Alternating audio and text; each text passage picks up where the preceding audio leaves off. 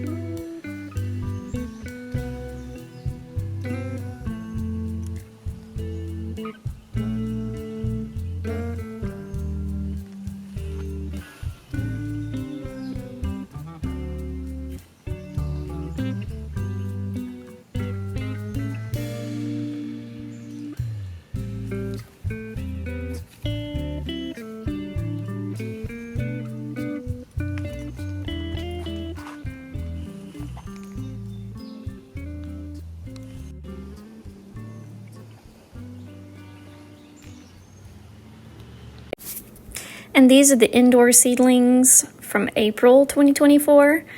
These were using the Miracle Grow seed starting mix.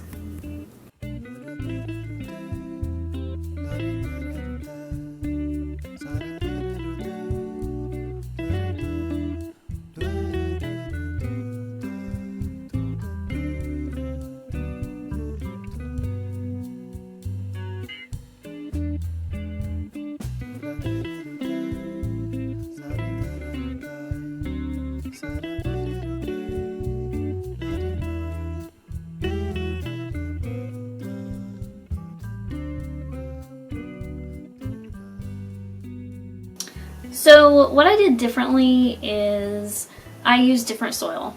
Last year I think I created a video where I talked about preparing my seeds for winter sowing and all of that for stratification purposes. And if I recall correctly, I reiterated in the video multiple times that I recommend you get whatever soil is best for you because I do not know what I'm doing when it comes to soil. And sure enough, in 2023, I got the soil thing all wrong. I created my own soil mix and I went off of different online sources on how to do this. But the issue is that the soil that I got, so I got multiple different types of mixes, or it's not really mixes, it's components that go into a mix, right?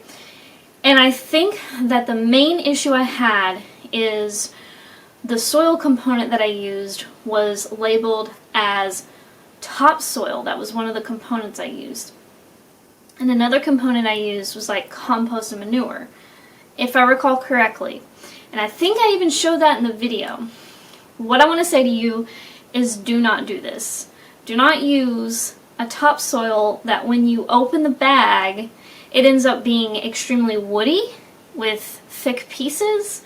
You don't want a bunch of woody material in your seed starting mix. You just don't. So that was where I think I went wrong. Another area I think I went wrong is there probably weren't nutrients in the soil, and the woody material might have been also tying up some of the nutrients. I'm not quite sure about that part of it, but I will say that almost nothing came up last year, 2023 winter sowing. Almost nothing came up. And the things that came up, and I got hope, I got a little twinkle in my eye because some things actually did pop up and sprout. The things that actually popped up and sprouted, like 99.9% of them died and were growing they weren't really growing, they were just stunted. They would sprout and then they would just not really get much bigger. So, needless to say, and I did cover this in the previous video, 2023 seed starting was abysmal and disappointing. But I don't know why. I just was able to just not really be that sad about it, because I think the philosophy I have with gardening is just keep trying. You'll try and you'll do better next year and you'll figure it out. And you may be wondering what I did in years prior. Well, what I did in years prior is I just used soil that I saw other people use. So I would use Miracle-Gro potting soil. I would use, seed starting, whatever. I forget what it's called. I think I have some. I would just use things like that. Just now realizing I don't have my microphone, so I'm going to go grab that really quick. Alright, so what was I saying? Okay, so I used to use, in like 2022 and before, I used to use your typical potting soils you could get at Lowe's or Home Depot or whatever. And, they would include Miracle-Gro potting soil or the off-brands, I forget the name, Stay Green, I don't know. Just these name brands. And so in 2023, I was trying to create my own potting mix. I was trying to see if I could do it, and I failed, you guys. I just failed. It just wasn't right.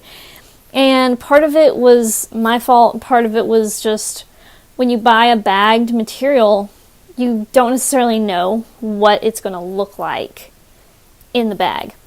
So another thing people can try if they make their own mix is what they can do is they can sift the soil. And I did not sift it. So you can sift out the bigger pieces and you can actually make it a finer soil because you want it to be really fine for seed starting. But the nutrition, I think, is where things really, really went awry. I don't think I had the proper nutrition. And that brings me to a tip I want to give to you. Yes, most native plants do not need fertilizer in the ground. I need to repeat, in the ground. Because typically when you plant native plants in your area, usually you're hopefully planting the right plants in the right place.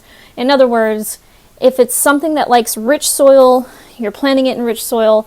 And if you're planting something that likes more lean, less nutritious soil, hopefully you're planting those in that type of soil. But the difference and the disconnect I didn't really get is that just because you can put most native plants in the ground and not add fertilizer to it, doesn't necessarily mean that you can do the same thing in a pot. It's not the same thing. So I think what I discovered is that in order for them to actually grow and not be stunted, not only do you need the right soil mix, and it's probably not that crazy. Like, there's so many different soil mixes you can use. I was just using all the wrong things, basically. And what I'm trying to get at is if you're growing something in pots for months at a time, if not longer, let's say you're growing from anywhere between 3 months to a year in a pot, you probably have to fertilize it, okay? Now, I could be wrong. It may depend on what soil mix you use. But what I have found this year, 2024, has been a game changer. Does that mean everything grew? No. But most things grew versus last year where most things did not grow. And so I'm finding this huge difference. And the two things I did differently were the correct soil, which there are many different correct soils, so you don't have to use what I use, but the correct soil and then the correct fertilizer, rather than no fertilizer at all. Because before, I never really added fertilizer. Like once I stopped the traditional gardening thing, I was trying to not use any fertilizer anymore, so my fertilizer was just sitting in my cabinet, just not being used. And 2023 taught me that you may have to fertilize your potted native plants. Now, there are many different reasons I figured this out. One of them is, I was like, well, why were they stunted last year? Is it just the soil? Is it the nutrition? Those kind of go hand in hand. I mean, soil and the nutrition in the soil kind of go together. So, if you're having issues with your seedlings, check the watering, check the type of soil you're using, and check if they're getting nutrients. So what I used, and this is not sponsored, and you can for sure pick many different options. This is just one option that worked for me so far. Actually, two options. Number one is I started with this soil that I've never used before called Fox Farm. Oh my gosh, of course, now that I'm recording, I'm forgetting the name of it. Fox Farm Happy Frog Soil. It's organic, and it is a soil that has more, it's just better for your plants. It's got stuff in it already. The second thing I used in conjunction with that is once spring kind of started, like I started out with just the soil, all through the winter. It was just Happy Frog by Fox Farm soil from like January, February, all the way through to spring. And then when spring started, I started fertilizing. Not every single day, obviously, that would be way too much. But I don't even know if I did it every week. Let's say every 2 weeks or something. I was not on a consistent schedule. I just kind of was like, okay, they've been in these pots all winter long. I should hit them with the fertilizer. And the fertilizer I used was Fox Farm Big Bloom. Now, Fox Farm Big Bloom has really, really tiny numbers. And I chose this on purpose because they're native plants. I do not want to, it's organic also, by the way, but I do not want to just flood these native plants with a bunch of fertilizer. So the numbers are extremely low. And I'm going to insert a clip of the fertilizer and the soil in this video. I'm going to show you the soil and the fertilizer on the screen right now so you can see exactly what I'm talking about. And here are the numbers for the fertilizer. As you can see, they're really low. They're not even like a full 1 on most of the numbers, right? So I knew that this meant that it was a very tiny, tiny bit of nutrition, a very tiny bit of the fertilizer, right? And you mix this with water. You just put a few capfuls in your water pitcher and you fill it with water the rest of the way. So it's a tiny little ingredient in there. And you water your pots with it. It's a liquid food. I found this to be extremely helpful, and my plants did very, very well. Again, not everything grew, because not everything germinated. But almost everything that germinated grew very well and did very well. So that is my recommendation for what I had success with. However, I also had success with my old ways of doing it, which I was trying to get away from. I was trying to do more organic and trying to be better, but indoors, I do things a little differently. Those pots were outside in the winter, all winter, and then all spring, always outside. For my indoor seedlings, I went back to my traditional way, which is something I was trying to move away from, but I'll still share it with you. It's Miracle-Gro, and I was trying to move away from this, but it's this Miracle-Gro seed starting potting mix. This is what I used for indoors. Okay? So, for indoors, I did the Miracle-Gro seed starting mix because I wanted that baby fine soil. I wanted to make sure that they were going to germinate. Now, a few things I want to mention. You do not have to use exactly what I use, but I want you to be careful about making your own mix. If you know what you're doing, just do it. Do it. I didn't know what I was doing, so if you don't know what you're doing, talk to friends. That's how I found out about Fox Farm. I asked a trusted friend, and she suggested that for me. And she actually suggested a different liquid fertilizer than what I used. So I used her soil suggestion, but I did not use her liquid fertilizer suggestion. Not for any reason other than I was like, oh, I'll just use the same company as the soil for the liquid fertilizer. I just want to see how it goes together. And I find that I like it quite a lot. Now, if you make your own mix, just do a lot of research. I did research, but it wasn't enough. So just do more research than you think you need. I don't know how else to word it.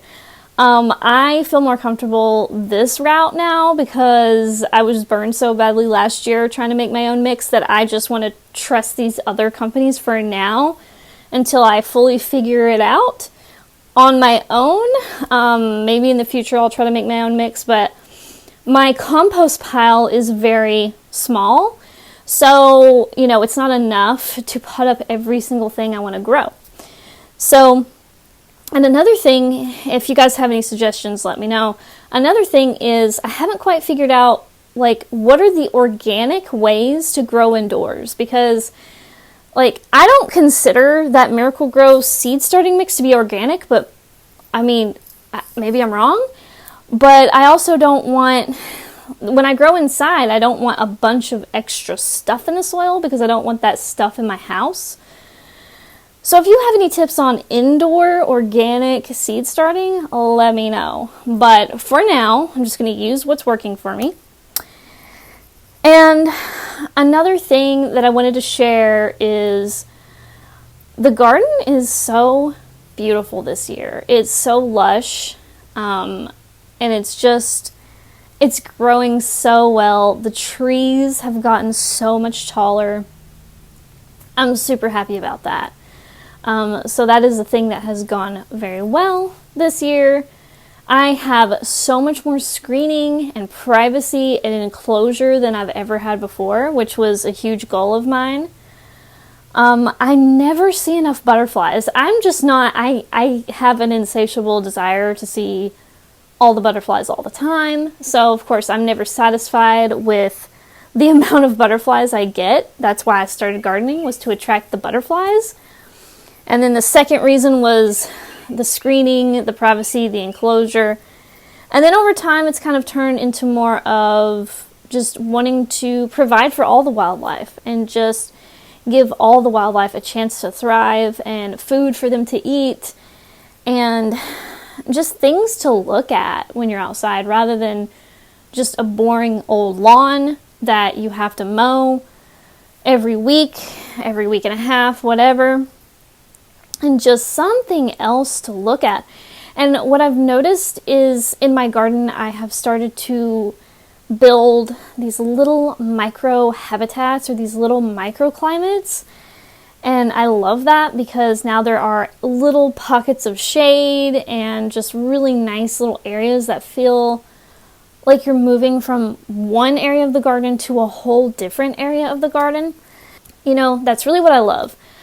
I really love creating garden rooms. And I recently read something about we shouldn't treat our garden like the house. We shouldn't treat it like garden rooms. We should just treat it like, a wild space. And, I understand what they're getting at. I agree and I disagree. I agree in the way that you shouldn't just be like trying to clean up everything. You shouldn't be clipping everything down, getting rid of all your seeds, getting rid of all your leaves. Like in your house, if that stuff was on your floor, you'd be cleaning it up. But outside, you shouldn't treat it that way. So in that vein, I think that's what the blog post meant, or the article meant.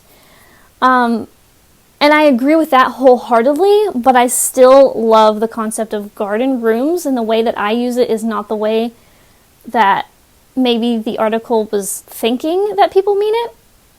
Like, I do not treat it as rooms as in everything has to be pristine. In fact, if you've seen my garden, you know it's far from pristine.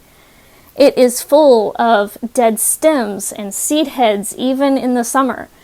It's full of leaves and debris and plant matter and chewed leaves and all the things that a wildlife garden needs to have. So when I use the term garden rooms, I just mean you step in this area of your garden and it's a certain way. And then you step in this other area of your garden and it's kind of its own space. Each space that you go into is its own little microhabitat. And that's just the way that I love to think about it. I love to think of it in that way. And so one way that I do that is I create barriers and little walls out of plants. And so maybe I have an arbor with vines growing on it. Maybe I have a tall tree that shades me as well as screens me. I plant shrubs that take up space and hide kind of like what's behind the shrub or like what's beyond. I'm really big about screening the street. I don't want the road to necessarily be completely seen from my house. And, that's harder with the main floor because, I have like this walkout basement type house. So the main floor is kind of up high and we're on a hill too. So it can be kind of hard to screen out the road completely, but to at least get it partially screened out and kind of get a little bit more of an enclosure and a feeling of privacy. And it's actually pretty amazing how quickly things can fill in. I would say I've been gardening since 2018, but I haven't really fully gone into the native plant thing till it's like 2020 maybe. And I will say things have filled in a lot in just 4 years. It's been really exciting. And just for clarity, which I've said this probably a million times, but my front garden is the main area that I garden in so far, and it is full sun. I mean, like the fullest sun you could probably get. It is 8+ hours of sun. So the front garden is a place where it can get pretty hot this time of year. And we are supposedly about to reach upwards of 94, 95 degrees coming up as the high. And while I am nervous about this, it just encourages me to continue to plant more trees and shrubs. I mean, it just does. And one day my garden will probably no longer be the prairie-like / savanna-like garden that it is right now. One day it will probably be more of a thicket / forest, because as the trees grow, they're going to shade more of the garden. And that's something to keep in mind when you create a garden, is what is your goal and how do you feel? I'm sensitive to the heat. I am very sensitive to the heat. So I prefer shady little nooks and crannies. I prefer wood edges. I prefer trees, shrubs. And even though I love the prairie look, I love the plants, they require a lot of sun. They just do. And so as my garden matures, there will probably be smaller and smaller pockets of prairie and bigger pockets of shade. And so just keep that in mind when you create your garden. Are you sensitive to heat more than cold, or are you more sensitive to cold than heat? Like, do you just thrive in like 90-degree weather? If so, maybe your garden should be more of a prairie or savanna, or a thicket, a thicket with shrubby plants that gets a lot of sun. But if you're more like me and you kind of need more shade, I have a little umbrella out here on my patio right now, and it's open, and I kind of been keeping it open for days because it's just been so hot, and I just want to make sure it's just shading all the time right there, just in case I want to go outside. It's just about strategy. What's your strategy? What fits you best? Some people actually thrive in this hot sun. My brother's girlfriend is a great example. She just thrives in the heat. And so someone like that can really take advantage of that, and they can grow these just gorgeous prairie plants. But for me, I'm actually tempted to plant oaks and tulip poplars. Those get huge though. And I have been way too scared to do that for so long because I have a very small garden. And I know some of you hate when I say that because to some of you, 1/4 of an acre is really big. And I totally understand why you would say that because it's all about perspective. I grew up on 13 acres and I admire gardens that are roughly 3 acres, 2 acres. Those are the kind of size gardens that I love, and I have a 1/4 acre, and so to me it's small, but I also recognize that I have a lot of room to grow things, and I notice how big the garden feels when I have to remove invasives, right? I mean, isn't that how it goes?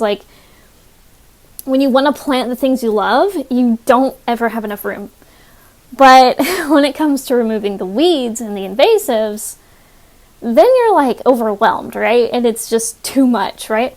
That's how I feel. And so maybe my garden would be more considered to be a middle-sized garden, a medium-sized garden, when you take into account more downtown type of homes where maybe you only have a balcony, or you only have a patio, or you only have a small little area around your house that's just a few feet.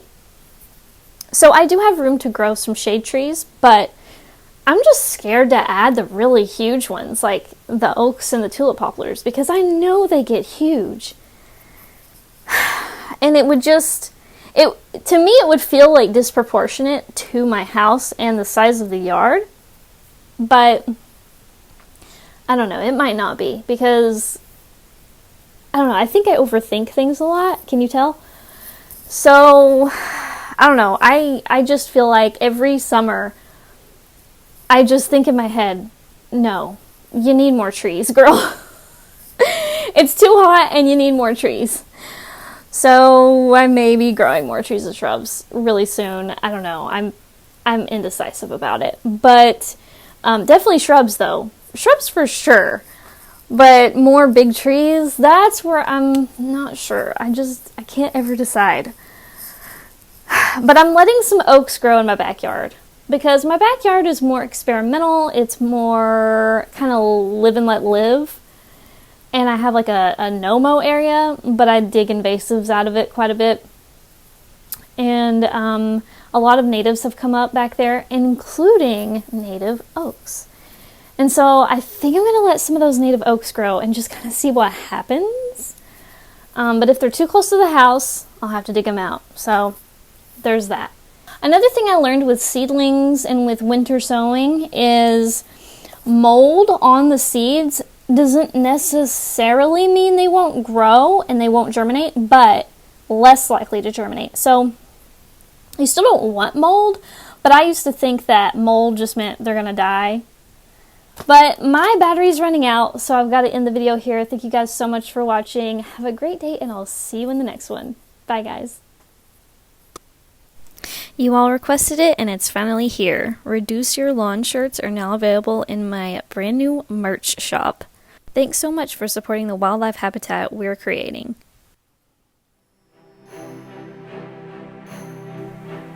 To support the channel, like the video, comment, and subscribe. You can also support my work by buying art from me at macylu.com. Thanks for watching!